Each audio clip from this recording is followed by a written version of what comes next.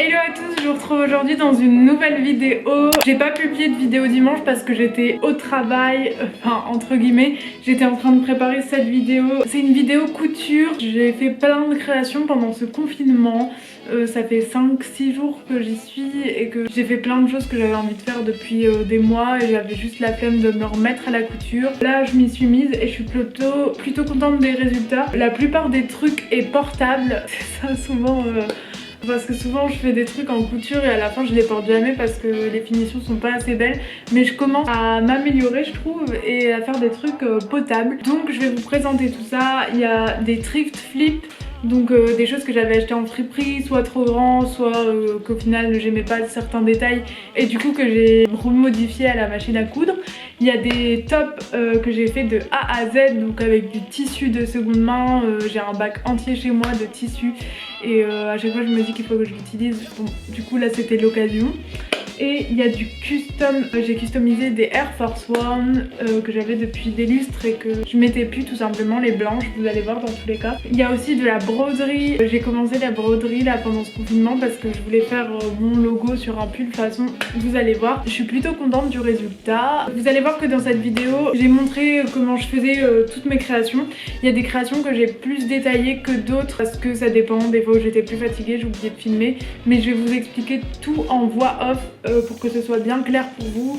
Si vous avez des questions, n'hésitez pas. Du coup, premier top, vous l'avez sûrement vu sur Instagram, il ressemble à ça. J'avais envie d'un top qui ressemble à ça, j'avais vu cet exemple là sur Pinterest, enfin sur beaucoup de Pinterest pour mes créations tout simplement. Du coup, j'avais pas de jersey de cette couleur mais j'avais un jersey blanc. Vous allez voir comment j'ai fait, mais à la fin ça ressemble à ça. Et j'ai fait de la broderie dessus. Let's go, c'est parti. Alors ce que j'ai fait en premier, c'est que j'ai pris un t-shirt à moi auquel je ne tenais plus et je l'ai démonté pour avoir la manche et pour m'en servir en patron. J'ai mis le t-shirt sur mon tissu jersey blanc ainsi que la manche et je les ai détourés. Je l'ai juste arrangé un peu à ma sauce vu que je voulais faire un t-shirt à une manche et non pas à deux manches. Donc comme on peut voir là, il y a une manche, l'avant et l'arrière du t-shirt. Ensuite, j'ai préparé mes ourlets du haut du t-shirt et du coup, je fais des doubles ourlets pour que ça tienne bien.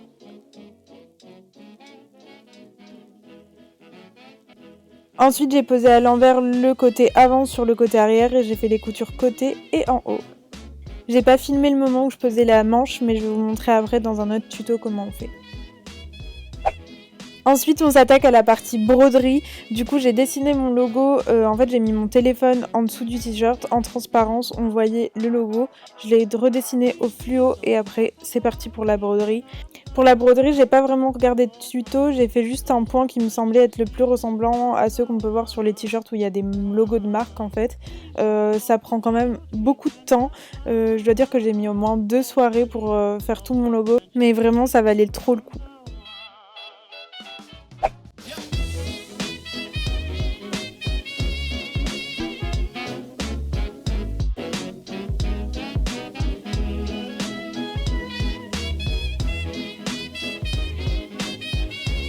Ensuite, je fais dans l'ordre un peu de création. D'ailleurs, je pense que ce top c'était après ce pull. Vous l'avez sûrement vu aussi sur TikTok et Instagram. J'ai fait ce pull. Donc c'est un pull en fait qui était à mon père, qui était troué à l'arrière. Du coup, il ne mettait plus. Je l'ai récupéré, je savais vraiment pas quoi faire et c'est des copines qui m'ont donné cette idée là. Comme j'ai une machine qui customise avec des strass. Enfin, c'est un truc que vous allez voir juste après que j'ai déjà montré dans une note de mes vidéos. Mais voilà, je vous montre le process. Deuxième création, ça c'est un vieux pull énorme qui était à mon père mais qui est troué.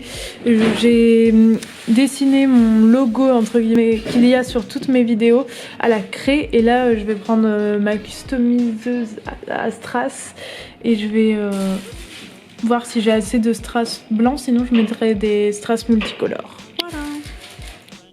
Après, j'ai découpé le bas du pull, j'ai fait un petit ourlet à la machine et j'ai passé un élastique dans l'ourlet pour que ça resserre un peu à la taille et le tour est joué.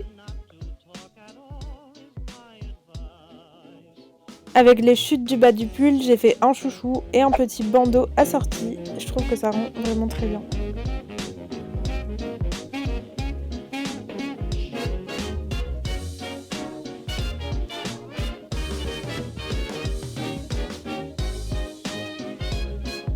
Un autre top que j'ai fait à partir... En fait, il me restait un bout de tissu Dior monogramme que j'avais découpé de mon pantacourt Dior pour en faire un short parce que le pantacourt il était un peu évasé, vous savez, et c'était pas très flatteur. Du coup, j'ai découpé le bas et il me restait des parties du bas. Du coup, j'ai fait un top. Là, vous allez pas comprendre, mais vous allez voir juste après porter. C'est un top qui est croisé dans le dos.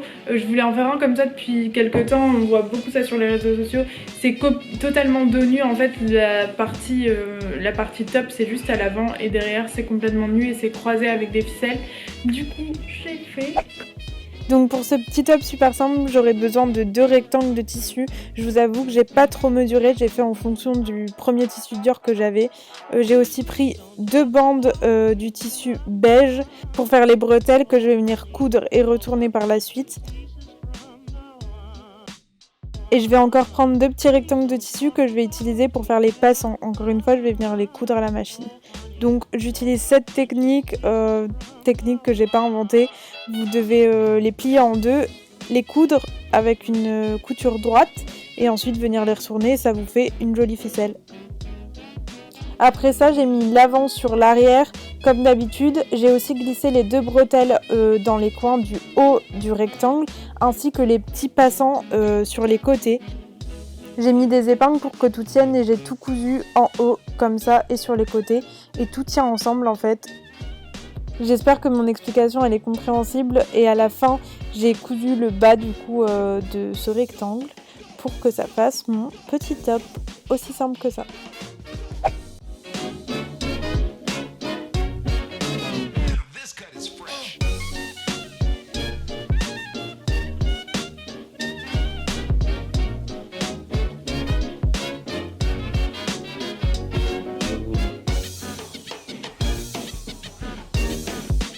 Ensuite, je voulais utiliser cette technique depuis un certain temps.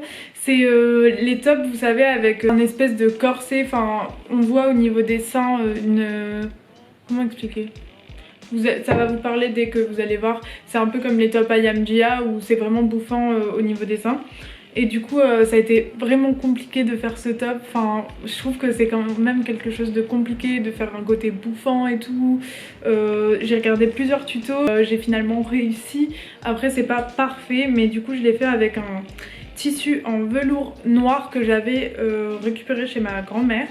Et comme j'avais pas de boutons, je l'ai fermé derrière avec des... Enfin, c'est une petite technique que je fais souvent avec des petits ruban. Du coup vous pouvez faire 3 nœuds, vous savez. Ah oui, je voulais utiliser ce tissu noir en velours pour aller avec mon pantalon maison persienne, du coup c'est cool. Comme je fais tout à l'œil, c'est pas toujours très bien, mais j'ai découpé un grand rectangle de tissu noir. J'ai aussi avec mon soutien-gorge découpé les trous pour mes seins. Ensuite, dans une autre partie de tissu qui n'a rien à voir avec mon rectangle, j'ai découpé des plus grandes parties parce que ça va créer le côté bouffant si c'est plus grand que la partie de vos seins. Après ça, sur les 2 parties plus grandes, je vais venir faire un petit tourlet en haut et passer un élastique. Je vais aussi venir surfiler sur toute la partie ronde pour pouvoir ensuite le rentrer dans les trous des seins qui sont sur le t-shirt initial. Et en fait, le fait de surfiler, ça va créer le côté bouffant et ça va rapetissir la grande partie pour qu'elle rentre dans la plus petite partie. J'espère que vous comprenez ça. Après, j'ai tout épinglé et j'ai cousu tout le tour des seins. Comme je vous ai dit plus tôt, j'avais fait mon rectangle initial à l'œil et c'était trop petit. Du coup, j'ai dû recouper une nouvelle partie dans mon tissu pour pouvoir la placer à l'arrière. J'ai essayé de refaire la même taille quand même, tant qu'à faire, et faire mes petits ourlets de ma partie du dos.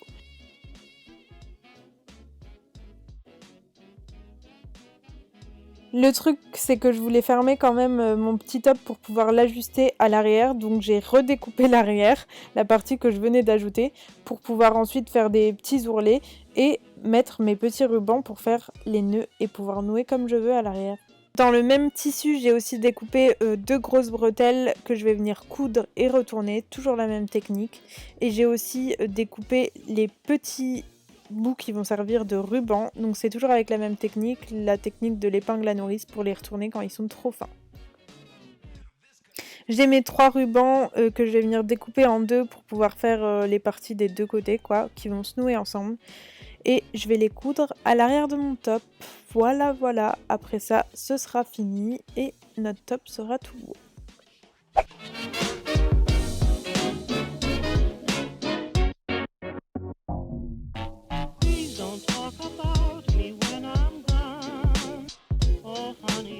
Ensuite, j'avais un cardigan noir vintage que je vous mettrai juste ici. Je l'ai vendu sur Vinted parce que je le mettais pas beaucoup. Mais avant ça, il était super long et en fait, moi j'aime bien rentrer les cardigans dans le pantalon et il était même trop long pour rentrer dans le pantalon vu que ça faisait un excédent de tissu quoi dans le pantalon. Du coup je l'avais découpé et j'avais fait un ourlet à la machine. Je l'avais coupé en mode crop et il était beaucoup plus beau. Je l'ai vendu sur Vinted mais j'avais toujours le bas et je m'étais dit enfin c'est triste de jeter le bas en sachant que c'est de la belle laine, il y a des beaux boutons dessus et tout. Du coup j'ai fait un petit top à bretelles qui ressemble à ça. C'est très simple à faire, vous pouvez même le faire avec du tissu normal en fait, lambda, et suivre mon tuto que je vais vous mettre juste après. C'est vraiment facile à faire comme style de top et ça rend trop bien avec les petits boutons dorés je trouve. Comme vous pouvez voir là j'étais en train de mesurer pour pouvoir mettre le top à ma taille, donc j'ai mis à l'envers le bout de tissu et j'ai mis les épingles là où je voulais découper et coudre. Plus simple après, tu mets tes épingles, tu couds à côté et c'est bon. J'ai aussi fait mon petit ourlet du haut vu qu'il était encore en mode découpe et ensuite je m'attaque aux bretelles. J'ai pris les deux excédents de tissu des côtés que j'ai coudu ensemble pour pouvoir me faire un bout de tissu plus long. Toujours la même technique pour les bretelles, tu les couds en deux et tu les retournes et après tu les places à l'intérieur de ton top et le tour est joué.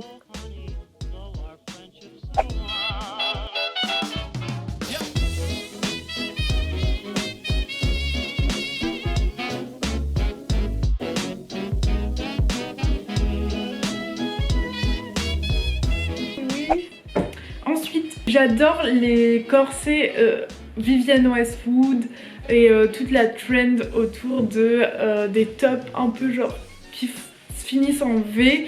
Et Vivienne Westwood elle a des corsets magnifiques comme ça et j'avais envie de faire un top un peu comme ça et avec des manches bouffantes. Il y en avait aussi sur Asos, je sais parce que j'ai une copine qui en avait un. Franchement je trouve ça trop joli. Du coup j'avais un t-shirt que ma grand-mère m'a donné qu'elle mettait plus, trop grand pour moi. Et du coup je l'ai retaillé et ça fait ça, voilà. Après ça fait, j'ai eu un peu des couacs parce que j'ai mal retourné les manches, en fait je les ai mises à l'envers mais j'ai essayé de rattraper, voilà, mais c'est juste pour vous donner une idée de comment réaliser ce genre de top. Bien porté je pense que ça peut faire très joli, mal porté ça peut faire un peu médiéval, mais je trouve que rien que de voir comment j'ai pu tourner un t-shirt simple en ça, c'est cool.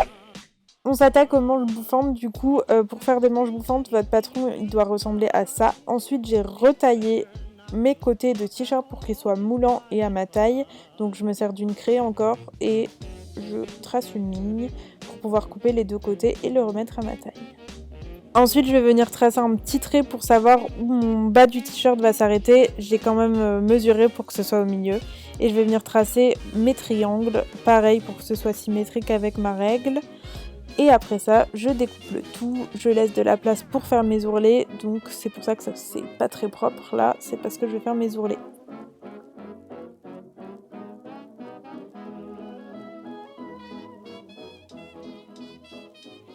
J'essaye entre temps pour voir si tout est ok et ensuite on va passer aux manches. Les manches je les ai découpées, j'en ai fait deux et je vais coudre le dessous de la manche en premier et faire aussi l'ourlet du bord de ma manche. Après toujours la même technique pour que la grosse manche rentre dans le petit trou de la manche, on va venir surfiler et tirer sur le fil pour que ça fasse un côté bouffant et que ça rapetisse le trou.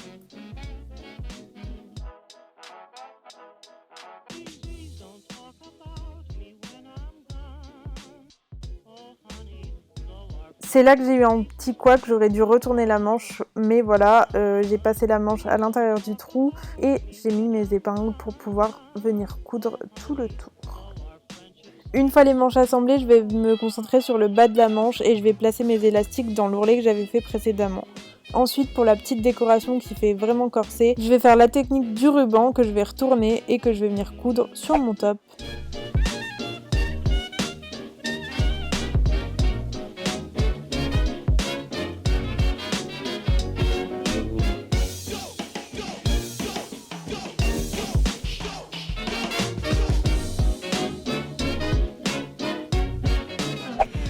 j'avais un ensemble que je vais vous montrer juste là. Je vais mettre les plans de l'ensemble, comment il était.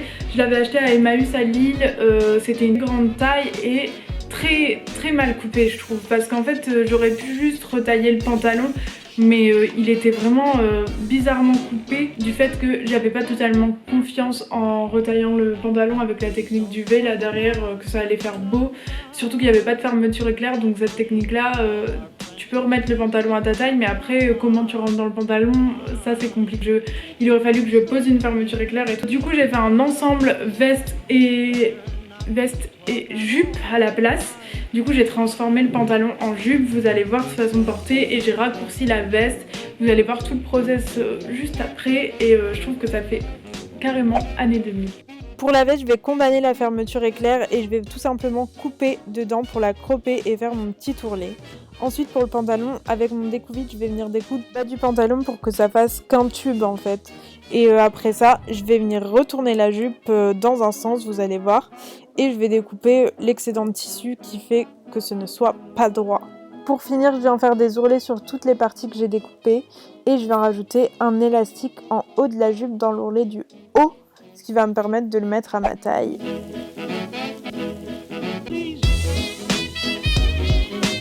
J'avais fait un top l'année dernière en Vichy vert que je vous montrerai juste là une photo. Il était vraiment trop beau avec des manches bouffantes et tout, et un Vichy rose, et je voulais vous montrer une manière de refaire ce top sans les manches bouffantes mais avec des bretelles. C'est un top qui est hyper simple à faire. Je mettrai un tuto aussi sur TikTok, mais je vais vous montrer là comment j'ai fait. Ça ressemble à ça. C'est un top vraiment bouffant et c'est vraiment typiquement le truc que vous pouvez retrouver sur Shein ou je sais pas quoi en fast fashion, et c'est vraiment très simple à faire une fois que tu as la technique de l'élastique.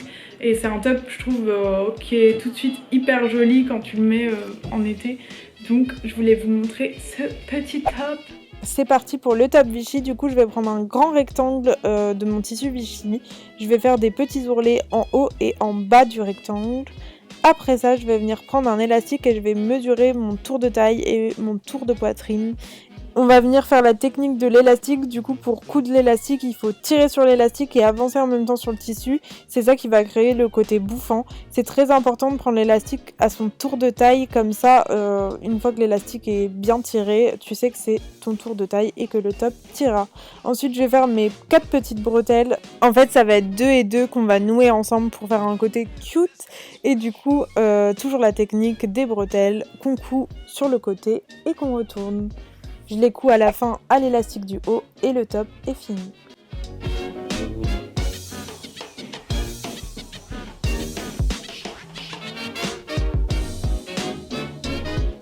Le dernier c'est un truc que j'ai testé hier. En voyant que j'arrivais à faire de la broderie, j'ai eu plein d'idées de broderie, notamment sur le top inspi Vivienne Westwood. Je pense que peut-être par la suite je mettrai le logo Vivienne Westwood en broderie parce que c'est ce qu'il y a des fois sur ces corsets et je trouve ça trop joli. Et du coup je me suis rendu compte que j'avais un pull côtelé vert qui ressemblait très fortement au pull Courrèges. En sachant que les pulls Courrèges coûtent au moins 80 € sur Vinted et tout, j'ai jamais sauté le pas d'en acheter parce que c'était quand même un pull simple avec tout simplement un petit logo. Et pour rire hier je me suis dit oh bah tiens je vais faire le logo Courrèges sur mon pull. Du coup j'ai brodé ce petit logo Courrèges, donc c'est de la contrefaçon. Je ne vous incite peut-être pas à le faire. Je trouvais ça rigolo en fait à reproduire, à voir si j'arrivais à le faire ressembler à un pull Courrèges, parce que tout simplement c'est juste un petit logo. Après il est pas parfait mon logo, hein, il est pas aussi parfait que le Courrèges fait à la machine, mais voilà je trouvais ça rigolo de faire ça. Je pense que je vais m'atteler à encore plus de broderie parce que je trouve ça cool. Là j'ai pas fait de tuto pour ce pull là parce que c'est juste de la broderie, mais je mettrai un petit DIY, enfin mon process sur TikTok. N'hésitez pas à me suivre sur TikTok.